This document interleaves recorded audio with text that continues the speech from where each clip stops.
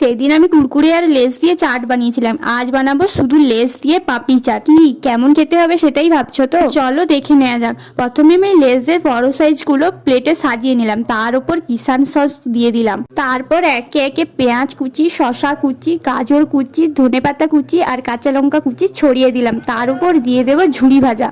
আর হ্যাঁ, তোমাদের একটা কথা বলে দে, আমার একটু শরীরটা অসুস্থ, তাই একটু গলার ভয়েসটা অন্যরকম লাগছে, তোমরা এতে কিছু মনে করো না। আজকের সাউডার্টে আলপনা দাস বলেছে, দিদি তুমি তরমুজের আইসক্রিম বানাও, কিছুদিন যাক অবশ্যই বানাবো। আর দিয়া সরকার নামে একজন বলেছে, দিদি তুমি আমার নামটা নিও।